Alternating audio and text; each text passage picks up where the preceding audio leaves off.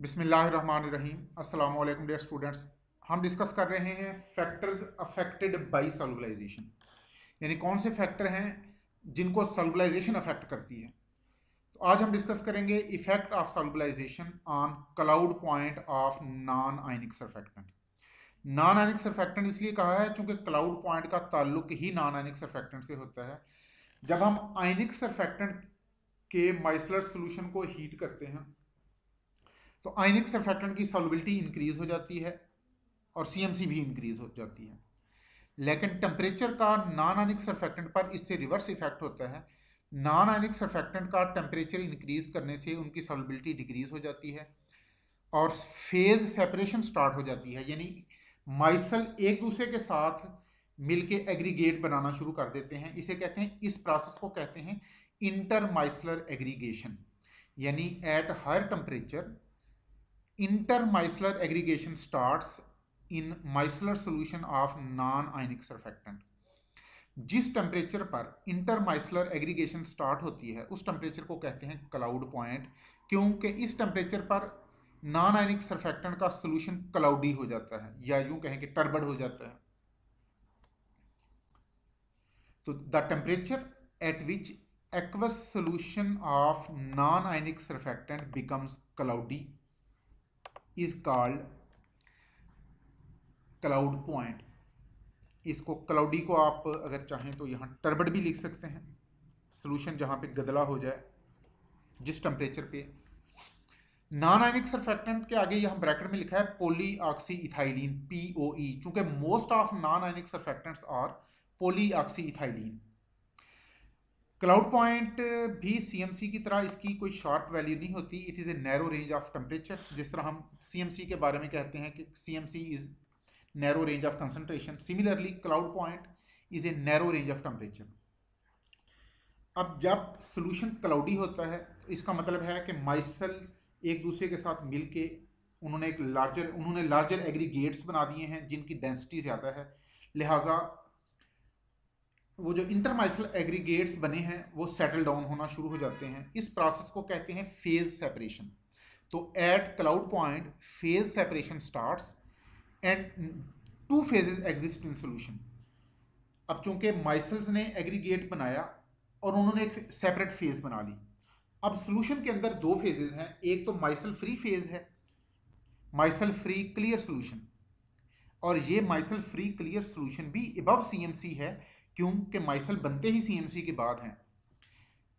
तो there are two phases, micelle free solution and micelle rich solution.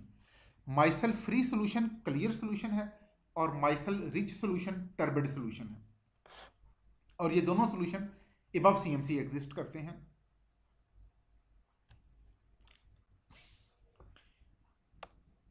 ये देखें, इस तरह की सिचुएशन होती है। ये लेफ्ट टू राइट यहां पर फेज सेपरेशन हो गई और माइसल नीचे सेटल डाउन हो गया। The phase separation reversible phenomena है। This phase separation is reversible phenomena and solution becomes clear and transparent below cloud point. यानी ये जो फेज सेपरेशन का प्रोसेस है ये रिवर्सिबल है। आप टेम्परेचर इंक्रीज करेंगे तो फेज सेपरेशन होगी, टेम्परेचर डिक्रीज करेंगे तो दोबारा माइसलर सोल्यूशन बन जाएगा। यानी जब टेम्परेचर क्लाउड पॉइंट से अबव जाएगा तो फेज सेपरेशन होगी, सोल्यूशन टर्बिड होगा, और अगर आप थोड़ी देर उसे रख छोड़ें, थोड़ी देर उसे अलाउ टू स्टैंड करें, तो जो दो फेजेस बन जाएंगी। इंटरमाइसलर एग्रीगेट्स बॉटम में सेटल हो जाएंगे और उसके ऊपर क्लियर सोल्यूशन होगा जो कि माइसल फ्री सोल्यूशन होगा। और जब आप टेम्परेचर डिक्रीज करें, when temperature is below cloud point, then there is again transparent solution. यहां पर एक्चुअली ट्रांसपेरेंट की बजाय सेमी ट्रांसपेरेंट का वर्ड ज्यादा मुनासिब है।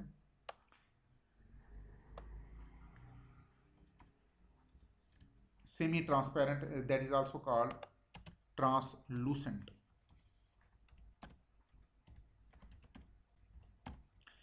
अबव क्लाउड पॉइंट सोल्यूशन में दो फेजेस एग्जिस्ट करेंगी, एक क्लियर ट्रांसपेरेंट फेज है that is micelle free phase, और दूसरी माइसल रिच टर्बिड फेज है। और below cloud point there is semi transparent colloidal solution या semi transparent micellar solution.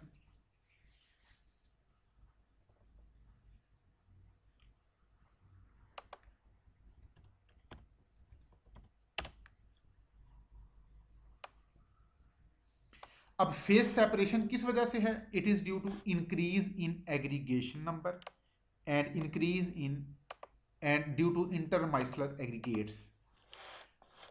Phase separation is due to increase in aggregation number and due to decrease in intermicellar repulsion.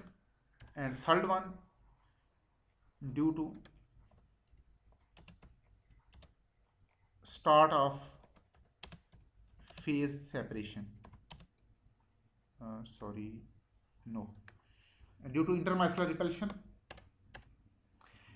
अब इसका मतलब जो हमने कहा micelle non ionic है, तो फिर ये रिपल्शन चार्जेस की वजह से नहीं है, बल्कि ये रिपल्शन स्टीरिक हिंड्रेंस की वजह से है। इसको हम डिटेल में पढ़ेंगे नेक्स्ट हमारा जो टॉपिक है इमल्शन वाला, उसमें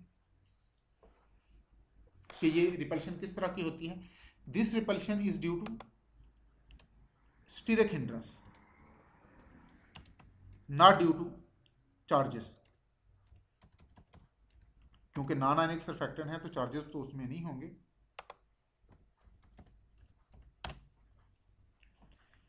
अब सरफेक्टेंट में जो नॉन आयनिक सरफेक्टेंट का माइसल है उसमें हाइड्रोफिलिक ग्रुप को वाटर ने सराउंड किया हुआ होगा।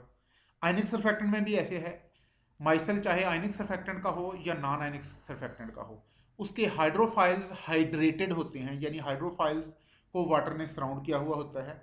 और हाइड्रोफाइल्स और वाटर के दरमियान हाइड्रोजन बॉन्डिंग हो सकती है, आयन डाइपोल फोर्सेस हो सकती हैं। एट हाई टेम्परेचर इन हाइड्रोफाइल्स की डिहाइड्रेशन होती है, और डिहाइड्रेशन की वजह से जब वाटर रिमूव होता है बिटवीन हाइड्रोफाइल, तो वहां पर सरफेक्टेंट के और मॉलिक्यूल आके ऐड हो जाते हैं, माइसल का एग्रीगेशन नंबर इंक्रीज हो जाता है। तो dehydration of hydrophiles of micelle increases aggregation number. Micelle के हाइड्रोफाइल की जब डिहाइड्रेशन होगी तो एग्रीगेशन नंबर माइसल का इंक्रीज हो जाएगा, और ये प्रोसेस हाई टेम्परेचर पे होगा। And therefore at high temperature spherical micelles are converted to cylindrical micelle, या यूं कह लें कि spherical micelles are converted to rod like cylindrical micelle, या इसको आप कह लें नॉन स्फेरिकल माइसल, क्योंकि फर्दर टेम्परेचर इंक्रीज करने से ये लेमिनार शेप में भी चला जाएगा, तो ये सारी ही शेप्स नॉन स्फेरिकल होंगी। At high temperature spherical micelles are converted to non spherical micelle. तो due to decrease in hydration of hydrophiles, or we can say due to dehydration of hydrophiles of micelle, there is increase in aggregation number, there is increase in size, and there is increase in micellar growth. Therefore solution becomes turbid. The increase in size, aggregation number and micellar growth causes micellar solution to be turbid. Micelle का size increase होने से, micelle के aggregation number increase होने से, micellar growth increase होने से, micellar growth increase होने का मतलब है कि इंटरमाइसलर एग्रीगेशन की वजह से सॉल्यूशन टर्बिड हो जाएगा। यहाँ माइसलर ग्रोथ के आगे मैं लिख रहा हूँ due to intermicellar aggregation, micellar growth due to intermicellar aggregation, and these factor will increase turbidity of solution, and then phase separation will start. Now look at this diagram, left to right. This is micelle of non-ionic surfactant at low temperature, then at high temperature aggregation number will increase. जब temperature increase होगा, ये देखिए ये बाहर की तरफ ये जो कॉइल्ड फॉर्म में है ये नॉन आयनिक सरफेक्टेंट के हाइड्रोफिलिक पार्ट हैं, और इनवर्ड कोर की तरफ जो स्ट्रेट चेन है ये हाइड्रोफोबिक पार्ट को रिप्रेजेंट करती है। हाइड्रोफिलिक पार्ट हाइड्रेटेड होंगे, इनके दरमियान वाटर के मॉलिक्यूल होंगे। जब आप टेम्परेचर इंक्रीज करेंगे हाइड्रोफिलिक पार्ट्स की डिहाइड्रेशन होगी। जब हाइड्रोफिलिक पार्ट के दरमियान से वाटर के मॉलिक्यूल एक्सपेल होंगे तो वहां पर सरफेक्टेंट के और मॉलिक्यूल पेनिट्रेट कर जाएंगे, माइसल का साइज भी इंक्रीज हो जाएगा, माइसल का एग्रीगेशन नंबर भी इंक्रीज होगा।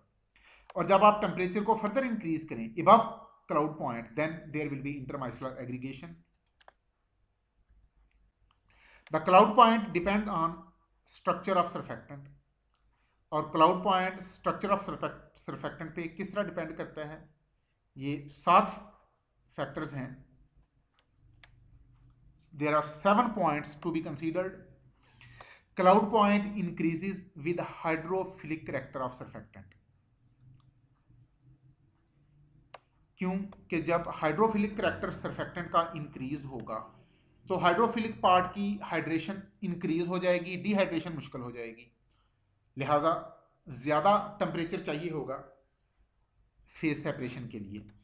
तो यहां पर हम लिखते हैं कि it is because increase in hydrophilic character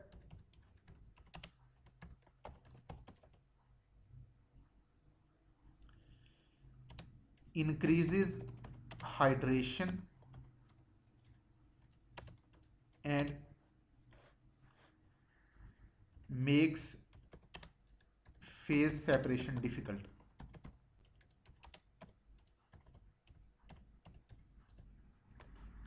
It is because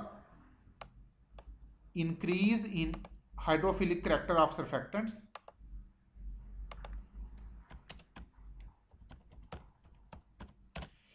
increases hydration and makes phase separation difficult. जब हाइड्रोफिलिक कैरेक्टर सरफेक्टेंट का ज्यादा होगा उसके हाइड्रोफिलिक पार्ट की हाइड्रेशन भी ज्यादा होगी और उसकी डिहाइड्रेशन मुश्किल होगी। हाइड्रोफिलिक पार्ट की डिहाइड्रेशन के लिए अब ज्यादा टेम्परेचर चाहिए होगा और फेज सेपरेशन डिफिकल्ट हो जाएगी, therefore cloud point will increase. Second point, cloud point decreases with decrease in molecular mass of surfactant. Surfactant का मोलेकुलर मास अगर कम होगा तो उनका साइज भी कम होगा और उनके माइसल का साइज भी कम होगा, लिहाजा उनमें एग्रीगेशन ज़्यादा इजीली स्टार्ट हो जाएगी, क्लाउड पॉइंट डिक्रीज हो जाएगा। क्लाउड पॉइंट डिक्रीज का मतलब है कि फेज सेपरेशन लोअर टेम्परेचर पे स्टार्ट हो जाएगी because surfactant molecule of low molecular mass are smaller in size and they will form smaller micelle which are easily aggregated. अब इससे रिवर्स देखें, अगर सरफेक्टेंट का मोलेकुलर मास ज़्यादा हो तो उनके माइसल का साइज तो उनके मॉलिक्यूल का साइज भी ज़्यादा होगा और उनसे बनने वाले माइसल का साइज भी ज़्यादा होगा और उनकी एग्रीगेशन इतनी आसानी से नहीं हो सकेगी, क्लाउड पॉइंट इंक्रीज हो जाएगा। थर्ड पॉइंट, अगर माइसल के हाइड्रोफोबिक ग्रुप में ब्रांचिंग ज़्यादा होगी तो सरफेक्टेंट के मॉलिक्यूल का इफेक्टिव साइज कम हो जाएगा और उनके माइसल का इफेक्टिव साइज भी कम होगा और माइसल की एग्रीगेशन ज़्यादा इजीली हो जाएगी। Cloud point decreases with branching of hydrophobic part of surfactant because surfactant molecules with branched hydrophobes are smaller in size and they produce smaller micelle which are easily aggregated. Fourth point, cloud point decreases with broader distribution in hydrophilic chains of surfactant. अगर surfactant के hydrophilic chains different length की होगी, यानी अगर surfactant के molecule की hydrophilic chain की length different है तो हम कहेंगे कि there is broader distribution in hydrophilic chain length. जब ब्रॉडर डिस्ट्रीब्यूशन होगी तो उनमें हाइड्रेशन कम हो जाएगी और क्लाउड पॉइंट भी कम होगा। लेकिन अगर सरफेक्टेंट के तमाम मॉलिक्यूल की हाइड्रोफिलिक चेन की लेंथ सेम होगी तो हम कहेंगे there is narrow distribution. In that case, hydrophilic parts are more hydrated and cloud point increases. Cloud point decreases with broader distribution in hydrophilic chain length of surfactant. Again, let me explain. Broader distribution का मतलब है कि surfactant के molecule की hydrophilic part की length different है, यानी different molecule have different length of hydrophilic chain.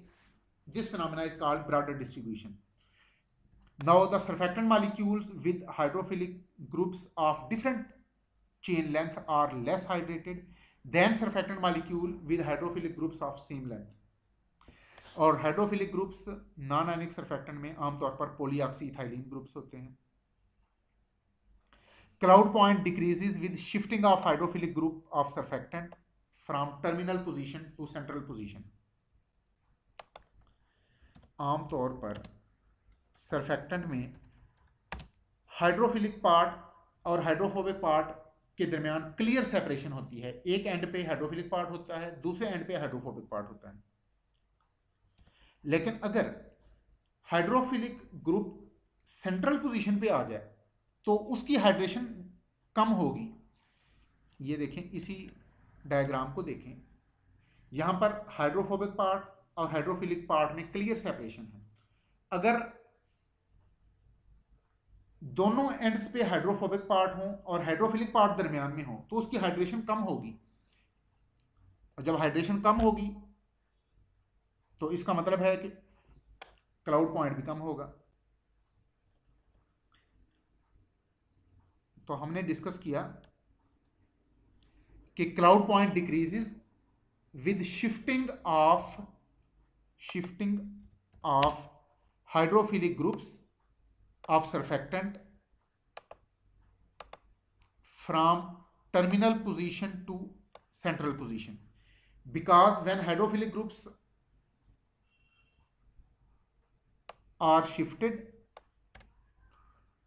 to inner side then they are less hydrated and cloud point decreases because now they can be easily phase separation starts easily. तो अगर surfactant के hydrophilic part central position की अगर surfactants के hydrophilic part terminal position की बजाय central position में हो तो क्लाउड पॉइंट कम होगा. Similarly cloud point decreases if terminal hydroxyl groups are replaced by methoxy groups. Hydroxyl group hydrophilic होते हैं, methoxy group relatively less hydrophilic होते हैं. अगर सर्फेक्टेंट के हाइड्रोफिलिक ग्रुप्स को मिथॉक्सी ग्रुप से रिप्लेस किया जाए तो हाइड्रोफिलिक करैक्टर कम हो जाएगा, क्लाउड पॉइंट भी कम हो जाएगा. सिमिलरली अगर ईथर लिंकेज को, अगर हाइड्रोफिलिक और हाइड्रोफोबिक ग्रुप्स के दरमियान ईथर लिंकेज की बजाय एस्टर लिंकेज हो तो भी क्लाउड पॉइंट कम हो जाएगा, क्योंकि ester linkage relatively more hydrophobic होता है. Similarly cloud point increases if ester linkage is replaced by amide linkage. यानी अगर हाइड्रोफोबिसिटी इंक्रीज हो जाए क्लाउड पॉइंट इंक्रीज हो जाएगा, हाइड्रोफिलिसिटी इंक्रीज हो जाए क्लाउड पॉइंट डिक्रीज हो जाएगा.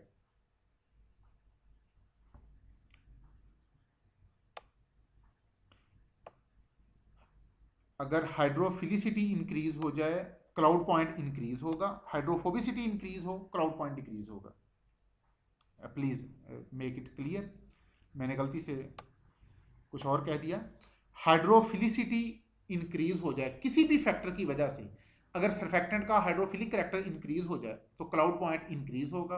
और due to any factor, if hydrophobic character increases या if hydrophilic character decreases then cloud point decreases.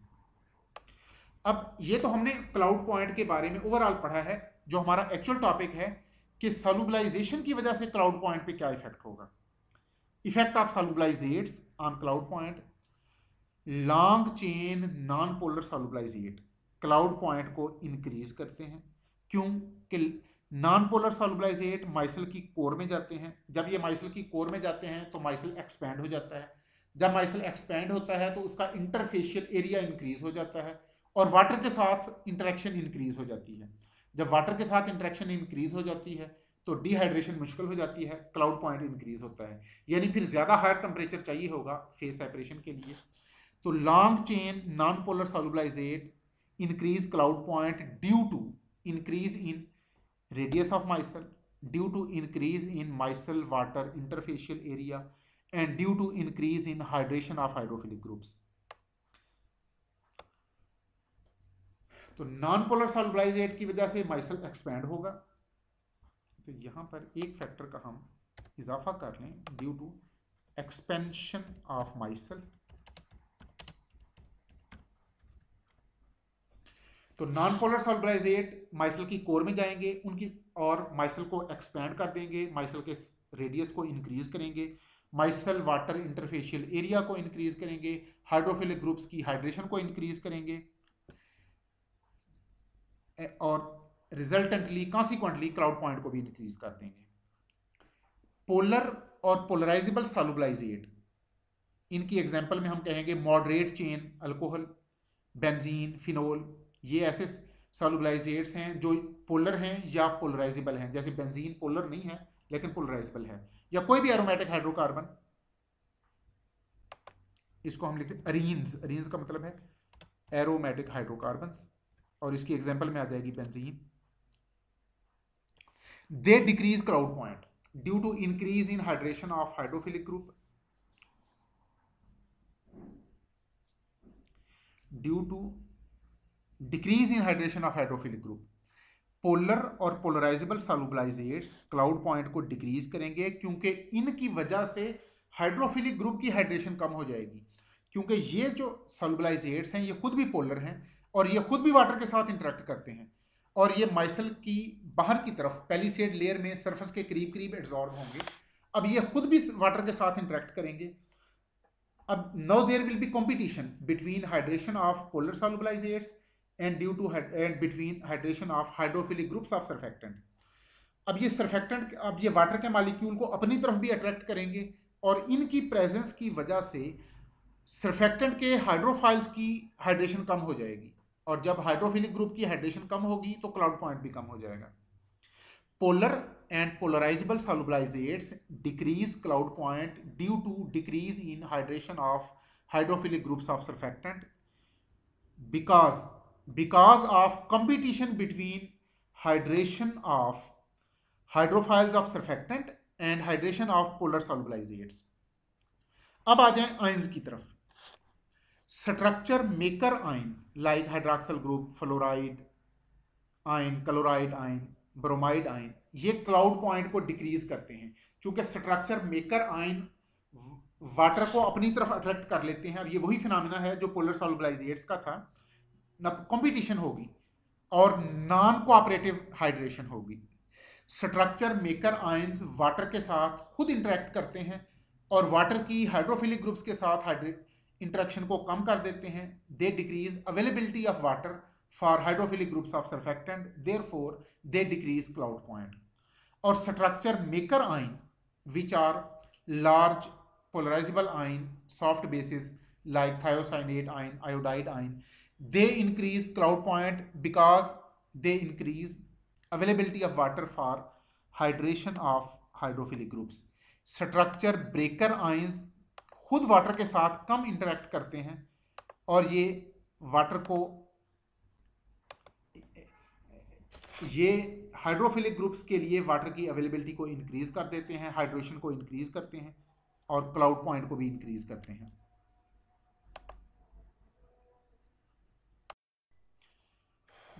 Cloud point of non ionic surfactant increases due to presence of ionic surfactant.